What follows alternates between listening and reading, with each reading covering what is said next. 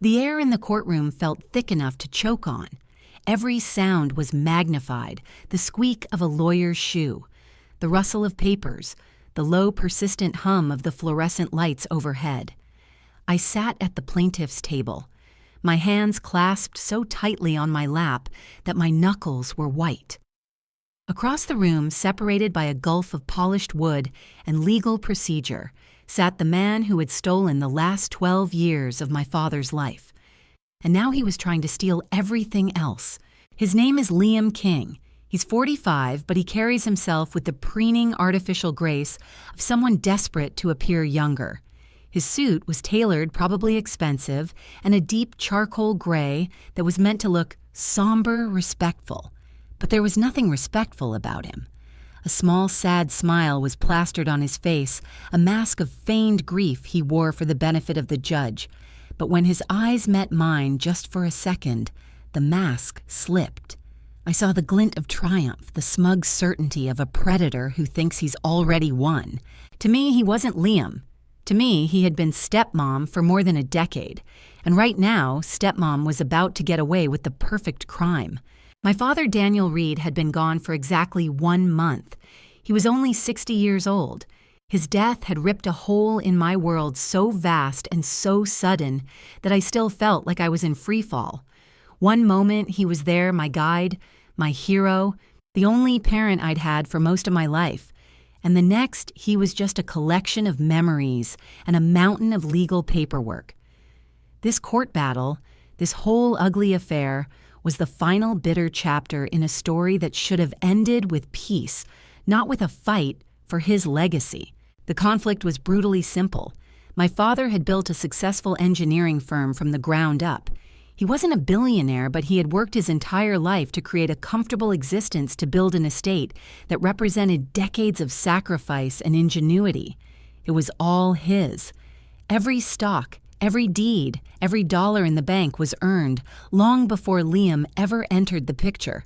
And according to the will Liam had produced, every last cent of it now belonged to him. My lawyer had warned me that the odds were stacked against us, but I didn't care. I knew my dad. I knew his heart.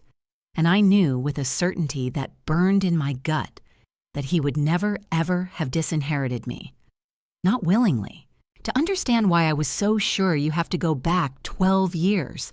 I was 16 years old navigating that awkward space between being a kid and becoming an adult. My mom had passed away years earlier, and for a long time it was just me and my dad against the world. He was my rock. He taught me how to change a tire, how to grill the perfect steak, and how to tell when someone was bluffing in poker. We had an easy, comfortable bond built on mutual respect and a shared dry sense of humor. He was a quiet, brilliant man who valued integrity above all else. And then he met Liam. I remember the day he told me he was getting married. We were in the backyard tossing a baseball back and forth. He stopped mid-throw and said, "Andrew, there's something I need to talk to you about." I saw a nervousness in him I'd never seen before, and my stomach immediately clenched. He told me he'd fallen in love and that he and Liam were getting married. My first reaction was confusion, not malice. My dad had never dated much, and I'd just assumed he'd be single forever. But I wanted him to be happy. If this Liam guy made him happy, then who was I to object? I forced a smile and told him congratulations. My optimism lasted until the moment I actually met Liam. He came over for dinner a few days later. He was flamboyant and loud, filling every silence in the room with chatter about his artistic sensibilities and his brief failed career as an off Broadway actor. He talked down to me, calling me kiddo with a patronizing smile, and spent the entire evening touching my father's arm, his shoulder, his hand, in a way that felt less like affection and more like ownership. He was marking his territory. The nickname started as a joke between me and my friends. Liam was so obsessed with redecorating the house, dictating my father's wardrobe, and trying to control the household menu, that he felt like a caricature from a 1950s sitcom. He was fussy, he was controlling, and he was inserting himself into a parental role that was never his to take. One day, I vented to a friend, "It's like I have this evil stepmom," and the name just stuck. Stepmom. It was juvenile, I know, but at 16, it felt like the only weapon I had against him. The wedding was a small affair, but Liam made sure it was all about him. He wore a cream-colored suit that was flashier than my dad's simple navy one. He rewrote the vows to include a long, rambling monologue about their cosmic connection. I stood there as my dad's best man, watching the man I admired most in the world, looking slightly dazed, swept up in a whirlwind he didn't seem to fully comprehend. I saw the way Liam's eyes scanned the guests, not with joy, but with calculation. He wasn't just marrying a man, he was acquiring a lifestyle. Over the next 12 years, my relationship with my father became complicated. Liam made sure of that. He was a master of subtle manipulation and expert at planting seeds of discord. He'd do things like forget to pass on messages when I called.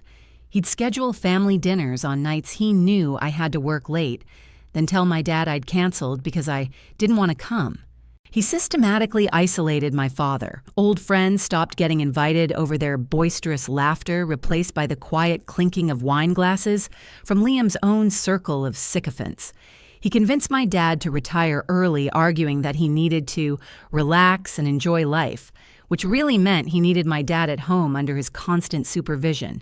The worst part was watching my father slowly change.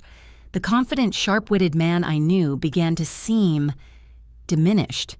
He grew quieter, more passive. He'd defer to Liam on everything from what to watch on TV to major financial decisions. I tried to talk to him about it once a few years ago. I chose my words carefully, telling him I was worried that he didn't seem like himself. He got defensive, a rare thing for him. "Liam takes care of me, Andrew," he'd said, his voice strained. "You just don't see it." But I did see it. Liam wasn't taking care of him. He was managing him like a prized asset. I saw the financial drain, too. Suddenly, there were expensive art pieces on the walls, luxury cars in the driveway, and lavish European vacations that Liam would splash all over social media. My father had always been frugal, a man who believed in saving and investing, not in ostentatious displays of wealth. This wasn't him. This was Liam spending my father's life's work as if it were a bottomless trust fund. Every time I visited, the tension was palpable. Liam would hover, monitoring our conversations. He'd answer questions directed at my dad, cutting him off before he could speak for himself. It was infuriating. I felt like I was losing my father piece by piece, watching him disappear behind a wall that Liam had carefully constructed brick by brick. Now back in the sterile silence of the courtroom, all those years of frustration and helplessness coalesced into a cold, hard resolve. My dad's health had taken a sharp decline in the last few years. He'd become frail, his mind not as sharp as it once was. He was vulnerable. And Liam, ever the opportunist, had been there to take advantage of it. The judge cleared his throat, bringing me back to the present. He looked over his glasses, first at Liam's lawyer, then at mine. "We are here today." He began, his voice a low baritone that commanded attention, to adjudicate the last will and testament of the deceased Mr. Daniel Reed. I looked over at Liam again. He dabbed at a dry eye with a silk handkerchief, putting on the performance of a lifetime. The grieving widower. The devoted partner left to carry on alone. It was a lie. All of it. He wasn't grieving a loss. He was celebrating a victory. He thought he had my father's money, my father's house, my father's legacy all locked up. He thought the piece of paper he'd submitted to the court was the final word. But he didn't know my father like I did. My dad was a brilliant engineer. He built systems. He understood structures, stress points, and fail-safes. He may have been weakened. He may have been isolated. But I had to believe that somewhere, somehow, he had built one last contingency plan, a final fail-safe to protect his life's work and to protect me. I just had to find it. Staring at the smug face of my so-called stepmom, I made a silent promise to my dad. I would not let this stand. I would find a way to expose the truth no matter what it took. This wasn't just about an inheritance. This was about justice for Daniel Reed. The preliminary hearing was just that, preliminary, a formal declaration of war. My lawyer had filed the initial paperwork to contest, and Liam's lawyer had filed his response painting me as a greedy, disgruntled son throwing a tantrum. The real fight, the one that would decide everything, was scheduled for a week later. But the first real shot was fired not in the courtroom, but in the mahogany-paneled conference room of my father's estate lawyer a week before the final ruling. It was the official reading of the will. The room was suffocating. It smelled of old leather and lemon polish, the kind of scent that's supposed to be reassuring, but just felt sterile and final. I sat on one side of a long, glossy table. My lawyer, a sharp woman named Ms. Albright, sat beside me, her files arranged in a neat, intimidating stack. On the other side sat Liam, dressed in a tailored black suit that cost more than my first car. He was flanked by his own legal shark, a man with a smile so slick it looked like it might slide off his face. Liam was already in character. His shoulders were slumped in a posture of profound sadness. He kept a hand pressed to his chest as if his heart was physically breaking. Every so often he'd let out a soft, theatrical sigh that was just loud enough for everyone to hear. He was the picture of the bereaved partner, devastated by his loss. I felt a hot surge of acid in my stomach. I knew what he was. He was a predator who had finally cornered his prey, and now he was just waiting to feast. The estate lawyer, Mr. Davison, was an older man who had worked with my father for decades. He looked uncomfortable, his eyes darting between me and Liam, avoiding direct contact with either of us. He cleared his throat and adjusted his spectacles. "We are gathered," he announced to the silent room, "to read the last will and testament of Daniel Reed, dated 6 months ago." 6 months. The words hung in the air thick and heavy. Not 2 years ago, when my father and I had last sat down and he'd assured me everything was taken care of. Not 10 years ago, before Liam had fully sunk his claws in. 6 months ago. A point in time when my father's health was at its absolute worst. He was weak, often confused, and heavily medicated. He was in no condition to be making monumental decisions about his life's work. My heart started hammering against my ribs, a frantic drumbeat of dread. Mr. Davison picked up a sheaf of papers. His hands trembled slightly as he began to read through the legal jargon, the standard clauses about paying off debts and funeral expenses. I barely heard him. My focus was a laser beam locked on Liam. He was staring down at his hands folded piously on the table, but I saw the corner of his mouth twitch. It was the smallest, most fleeting of movements, but it was there. A flicker of triumph he couldn't quite suppress. Then Mr. Davison arrived at the critical section. He took a deep breath as if bracing himself. "As to the residue of my estate," he read, his voice flat and devoid of emotion, "including all property, real and personal, tangible and intangible, I give, devise, and bequeath the entirety of my estate to my beloved partner, Liam King." Silence. The world didn't just go quiet. It ceased to exist. The scent of polish, the hum of the air conditioning, the ticking of the grandfather clock in the corner, it all vanished. There was only the ringing in my ears and the lawyer's words echoing in the void. "Entirety of my estate to my beloved partner, Liam King." It wasn't just about the money. It was the house my father built, the home I grew up in. It was the collection of vintage engineering books he'd spent a lifetime curating. It was the small portfolio of stocks he'd started for me when I was born, a symbol of his hopes for my future. It was every memory, every piece of his legacy handed over to the man who had systematically dismantled his life. The document didn't just disinherit me, it erased me. It was as if my father was declaring from beyond the grave that our entire relationship, 28 years of being his son, meant nothing. But I knew with a certainty that burned through the shock that those were not my father's words. They were Liam's forced through my father's hand. A sound escaped my throat, something between a gasp and a choked laugh. All eyes turned to me. Liam looked up, his face a perfect mask of sorrowful concern. "Andrew," he asked, his voice dripping with fake sympathy, "are you all right?" That's what broke the dam. His voice. that smooth, condescending tone he always used when he was about to manipulate someone. "No," I said, my own voice low and shaking with a rage that was so pure it felt like ice. "I'm not all right." I pushed my chair back, the legs scraping harshly against the polished floor. I stood up and leaned over the table, my hands flat against the cool wood. I looked directly at him, ignoring the lawyers, ignoring everyone else. "You did this," I seethed. "This is you, all you." Liam recoiled dramatically, placing a hand over his heart as if I'd physically struck him. "Andrew, please," he whispered, his eyes wide with feigned hurt. "This is difficult enough as it is. Daniel made his wishes very clear. He was worried about you, your instability." Instability. I repeated the word, my voice rising. "You call this instability, I'm calling out a lie.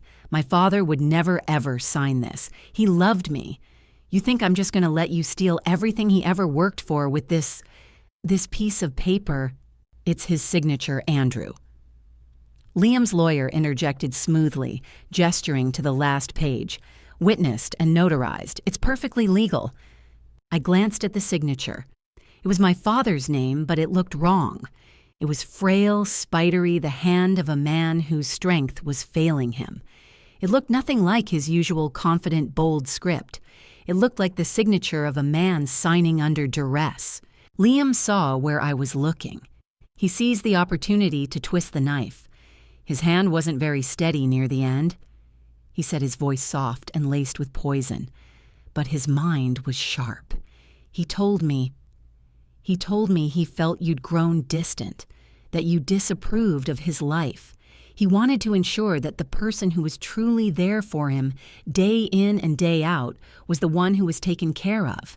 Every word was a calculated blow. He was using my own fears and regrets against me, the arguments we'd had, the visits I'd cut short because I couldn't stand to be around him. He was twisting my love for my father into a weapon to justify his greed. The person who was there for him. I was practically shouting now. "You mean the person who isolated him, the person who spent his money like it was water, the person who stood by and watched him fade away. You didn't take care of him. You leached off of him." "That's enough," Liam's lawyer snapped, rising slightly from his chair. Ms. Albright put a firm hand on my arm. "Andrew," she said, her voice calm but insistent. "Sit down. This is not the place." I ignored her. My entire world had narrowed to the smug, sorrowful face of the man who had stolen my father. "I'm going to fight this," I said, my voice dropping back to a low, dangerous promise. "I will take this to court. I will spend every last dollar I have to prove what you did. You will not get away with it." For the first time, Liam's mask slipped. The feigned sadness vanished, replaced by a flash of cold, hard arrogance. He leaned forward slightly, his voice a venomous whisper that only I could hear across the table. "Fight all you want, Andrew. It's his signature on a legal document. What do you have? A feeling, a childhood grudge. The court will see you for what you are, a bitter little boy who couldn't stand to see his daddy happy with someone else. You have nothing." And in that moment, I knew he was right. I had nothing. No proof. No evidence. Just a deep, gut-wrenching conviction that a terrible injustice had been done. He had a signed will. I had memories and suspicions. In the eyes of the law, it was no contest. Ms. Albright pulled on my arm again, harder this time. "Andrew, we're leaving." I allowed her to guide me out of the room. I didn't look back. As the heavy door clicked shut behind us, I could feel Liam's triumphant gaze on my back. He had won. He had played the long game for 12 years, and he had just crossed the finish line. Out in the hallway, the sterile quiet of the law office seemed to mock me. I leaned against the wall, the adrenaline draining away, leaving me feeling hollowed out and weak. "He's right, isn't he?" I said to Ms. Albright, my voice barely a whisper. "I have nothing." She looked at me, her expression grim, but not without hope. "Legally, he has the stronger position," she admitted, choosing her words with care. "A signed and witnessed will is presumed to be valid. To overturn it, we have to prove it was the result of undue influence. We have to prove that your father's free will was completely overpowered by Liam. It's one of the hardest things to prove in probate court. So it's impossible, I said, the last bit of fight draining out of me. I didn't say impossible. She countered, her eyes sharp. I said difficult. We need evidence, Andrew. Hard evidence. Something that shows coercion, manipulation, or abuse. Right now, all we have is your word against his, and his is on a notarized document. I closed my eyes, picturing my father in his last few months, frail, confused, trapped in his own home with a man who was slowly erasing him. There had to be something. A note, an email, a conversation someone overheard. My dad was a brilliant man, a meticulous planner. He wouldn't have just let this happen without leaving some kind of sign, some kind of breadcrumb for me to follow. He just wouldn't. A new feeling began to displace the despair. It was a cold, quiet determination. Liam thought he had won. He thought the game was over. He had underestimated my father, and he had underestimated me. Okay, I said, pushing myself off the wall and standing up straight. Okay, then we find it. Ms. Albright raised an eyebrow. Find what? The evidence, I said, my voice hardening. Whatever it is, whatever failsafe my dad put in place, I'm going to find it. Liam thought he had the final word, but all he had was a piece of paper. I had a lifetime of knowing Daniel Reed. The war wasn't over, it had just begun. The weeks that followed were a special kind of torment. Ms. Albright was brilliant filing motions and burying Liam's lawyers in paperwork, but we were fighting a defensive war. Every legal skirmish felt like a loss because we were just delaying the inevitable. We had no weapon to actually win. Liam had the will, a signed, witness, notarized document that acted as a legal fortress. And all I had was a story, a son's conviction. In the cold, impartial world of law, my feelings were worth less than the ink on that fraudulent piece of paper. We deposed Liam. He was incredible. He sat there for hours, a perfect portrait of a grieving husband, his voice cracking as he recounted my father's final months. He painted a picture of a man who had grown distant from his own son, a son who was, in Liam's words, preoccupied with his own life. He claimed my dad had changed the will in a moment of clarity, wanting to provide for the man who was there for him day in and day out at the very end. It was a masterpiece of lies so beautifully constructed that even I, for a split second, felt a sliver of doubt. He was that good. My own deposition was a nightmare. His lawyer tore into me using my own words, my own feelings against me. He brought up the nickname stepmom. He twisted my 12 years of distrust into a narrative of a jealous, resentful child who could never accept his father's new partner. He made me sound petty. He made me sound greedy. I'd walk out of those sessions feeling drained and dirty, like I had been the one on trial. With the final court date just a week away, Ms. Albright called me with a small bit of news. The judge granted our motion. She said, her voice tired but professional. You have a 4-hour window to enter the residence and retrieve items of a personal, sentimental nature. Liam is not permitted to be on the premises. A court-appointed clerk will supervise. It felt like a hollow victory. 4 hours to walk through the ghost of my life, picking through memories, while a stranger watched me. But it was also an opportunity. It was the only one I was going to get. When? I asked. Day after tomorrow, she said, 48 hours before the final ruling. The clock was ticking.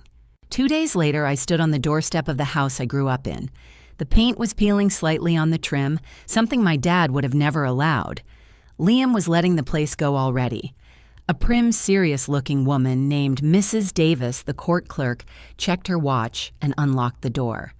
You have until 2 p.m., Mr. Reed, she said, her tone leaving no room for argument. The moment I stepped inside, the smell hit me. It was my dad's house, but it was wrong.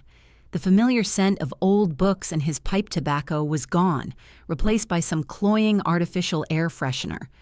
Liam's gaudy modern art was on the walls, replacing the family photos that used to hang there. He had systematically erased my father and my mother before him from their own home. A cold fury settled in my stomach. I walked past Mrs. Davis, who had taken a seat in the foyer, and went straight to my father's study. That was his sanctuary. It was the one room Liam seemed to have mostly left alone, probably because he had no appreciation for the hundreds of books that lined the walls. This was the heart of my father's world. If there was a message, a clue it had to be here. For the first hour, I found nothing. I went through his desk drawers, sorting through old pens, paper clips, and receipts.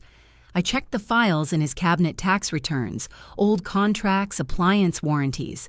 It was all just the mundane paperwork of a life meticulously organized but silent. The hope that had been a tiny flame in my chest began to flicker and die. I started pulling books from the shelves, shaking them, hoping a hidden letter might fall out. I ran my hands along the spines, looking for a hollowed-out book or a hidden switch. Nothing. Mrs. Davis poked her head in. Just over 2 hours remaining, Mr. Reed. Panic began to set in. I was wasting time. Despair was a heavy cloak, and I could feel it settling over my shoulders. Liam was right. My dad was sick, he was tired, and Liam had outmaneuvered him. There was no secret plan. There was no fail-safe. There was only a monster who was about to get everything. I sank into my dad's old leather desk chair, the one with the worn spot on the armrest where his elbow always rested. I put my head in my hands, trying to think. What would he do? What would Daniel Reed, the brilliant, meticulous planner, actually do? He wouldn't write a dramatic letter. That was too easily found and destroyed. He wouldn't rely on a friend to testify. He wouldn't want to put anyone else in the line of fire. He would rely on himself, on facts, on indisputable, objective proof. My eyes scanned the room, the desk, the clutter of wires for the computer and the desk lamp, and that's when I saw it. It was so small, so insignificant, I'd looked right past it a dozen times. Plugged into the wall outlet behind the desk, almost completely hidden, was a small black USB power adapter, the kind you use to charge a phone, but there was no cord coming out of it. And my dad's phone charger was a different brand, a white one, which was still coiled neatly on his desk organizer. Why would there be a second charger plugged in, but unused hidden behind the desk? My heart started to beat a little faster. I reached down and pulled it from the wall. It felt a little heavier than a normal charger. I turned it over in my hand. On the side so tiny I almost missed it was a pinhole, and next to it, a nearly invisible seam that suggested the casing could be opened. It wasn't a charger, it was a camera. My breath caught in my throat. I fumbled with the casing, my fingers clumsy with adrenaline. It popped open, and inside, nestled in a tiny slot, was a micro SD card. "Mrs. Davis," I called out, my voice hoarse. "I'm done. I have what I need." I didn't wait for her to lock up. I clutched the tiny device in my hand and ran to my car, my mind racing. This was it. This had to be it. My dad had left me a weapon. The drive to my apartment was a blur. I burst through my door and went straight to my laptop, my hands shaking so badly it took me 3 tries to get the SD card into the reader. The computer chimed, recognizing the new device. A folder appeared on my screen. I double-clicked. It was filled with video files. Dozens of them. Each one was named with a date and timestamp. My father, a man who believed in documentation, had been recording everything. I scrolled through the list, my eyes scanning the dates, and then I saw it. A file dated exactly 6 months ago, the day Liam claimed my father had so lovingly signed everything over to him. I clicked play. The video was steady, the view showing my father's desk and the chair he sat in. The audio was crystal clear. For the first few minutes, my dad was just sitting there, looking frail and thin, staring blankly at some papers on the desk. Then Liam walked in. "Have you signed it yet?" Liam asked, his voice sharp stripped of the syrupy sweetness he used in public. My father shook his head slowly. "I won't," he said, his voice weak but firm. "Andrew is my son. This is his legacy."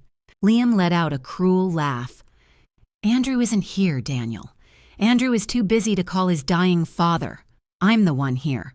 I'm the one changing your sheets and feeding you. I've earned this. You owe me this. I owe you nothing, my father whispered. You've made my last years a prison. Then Liam's voice turned to ice. You're gonna sign it, he snarled, stepping closer and looming over my dad's chair. You're gonna sign it, or that new pain medication the doctor prescribed, I might just forget to give it to you tonight. And tomorrow. We'll see how stubborn you are when you can't even breathe for the pain. I felt sick. My hands clenched into fists. I was watching my father in his final days being tortured. On the screen, my father began to cry, silently, tears rolling down his hollowed cheeks. Liam shoved the will and a pen in front of him. Sign it, he roared. My father's hand shook violently as he picked up the pen. He could barely hold it. Liam grabbed his wrist, his fingers digging into my father's thin arm, and physically forced his hand to move across the paper, dragging it in a crude approximation of his signature. There, Liam said, snatching the papers away. That wasn't so hard, was it? He smoothed his shirt, a triumphant smirk on his face. Then he leaned down his face inches from my father's. And if you ever breathe a word of this to anyone, especially your precious son, I will make the rest of your short life a living nightmare you cannot even imagine. He walked out of the frame. The camera kept recording my father, who sat there utterly broken, sobbing in his chair. The video ended. I sat in the silent darkness of my apartment, tears streaming down my face. It was a mix of profound grief for what my father had endured and a white-hot, purifying rage. Liam hadn't just stolen an inheritance. He had stolen my father's dignity. He had stolen his peace. I picked up my phone and called Ms. Albright. I have it, I said, my voice shaking with emotion. I have the hard evidence. I have him. The courtroom was silent and tense. It was the final day, the day of the ruling. Liam was sitting at the opposing table with his lawyer, looking confident and serene in a tailored dark suit. He even shot me a look of pity, a final twist of the knife. He thought he had already won. The judge entered and we all rose. She sat and looked over her notes. We are here to rule on the matter of the estate of Daniel Reed. She began, her voice formal. Mr. King's counsel has presented a will signed and dated 6 months prior to Mr. Reed's passing. Ms. Albright, you have contested this will on the grounds of undue influence. This is a serious claim. Do you have anything more to present to this court than speculation? Ms. Albright stood up calm and composed. We do, Your Honor, she said. We have proof. We would like to present Exhibit A to the court. A clerk took the laptop from her and connected it to the courtroom's monitors. Liam's lawyer stood to object. Your Honor, we haven't seen this supposed evidence. This is a surprise tactic. It was discovered 48 hours ago in accordance with the court order allowing my client to retrieve personal effects. Ms. Albright countered smoothly. It is new evidence. The judge waved the objection away. I'll allow it. Proceed. Liam was starting to look confused. His smug mask was still in place, but his eyes darted nervously from me to Ms. Albright, then to the blank screens. And then the video started playing. The moment the image of my father's study appeared on the monitors, Liam went rigid. His face, which had been a carefully constructed mask of sorrowful dignity, began to crumble. The color drained from it. A bead of sweat trickled down his temple. The entire courtroom watched in stunned silence as the scene unfolded. They heard Liam's threats. They heard his cruelty. They saw him grab my father's wrist. They saw him force my father, a frail and weeping man, to sign the document that would steal his son's birthright. When the video ended and the screen went black, you could have heard a pin drop. The silence was absolute, broken only by a choked gasp from someone in the gallery. Every eye in the room was on Liam. He was staring at the blank screen, his mouth slightly open, his skin a pasty, sickly gray. He was exposed. He was ruined. The judge looked down from her bench, her face a mask of cold fury. She didn't even look at the lawyers. She stared directly at Liam. In all my years on this bench, she said, her voice low and seething with controlled anger, I have rarely seen such a disgusting and predatory act of elder abuse and coercion. She picked up the fraudulent will from her desk as if it were something filthy. This document, she declared, her voice ringing through the courtroom, is not a will. It is a confession. It is the product of cruelty and avarice, and it is hereby declared null, void, and utterly invalid. She dropped it back on her desk. Then she looked at a different file. The court therefore reverts to the last known, undisputed will executed by Daniel Reed, dated 2 years prior to his death. She opened the file. In this document, Mr. Reed names his sole beneficiary. He leaves his entire estate, his property, his accounts, his personal effects, everything to his beloved son, Andrew Reed. She picked up her gavel. This court orders the immediate and full transfer of the entire estate to Mr. Andrew Reed in accordance with his father's true and final wishes. The gavel came down the sound, echoing like a gunshot. Furthermore, the judge added, her eyes still locked on Liam. This court is referring the video evidence and a transcript of this hearing to the district attorney's office for immediate investigation into criminal charges. Liam made a small, strangled sound. His perfect, arrogant world had been obliterated in the space of 10 minutes. It was over. I didn't feel triumphant. I didn't feel like cheering. I just felt a profound, bone-deep sense of relief. I looked over at the empty chair where my father should have been, and I felt like I could finally breathe. I had done it. I had cleared his name. I had honored his memory. Miss Albright put a hand on my shoulder. I stood up on shaky legs and walked out of the courtroom without a single glance back at the man I had once called stepmom. Outside, the sun was bright. For the first time in a month, it didn't feel like it was mocking me.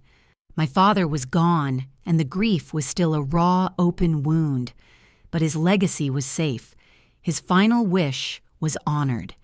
He had been a meticulous planner after all.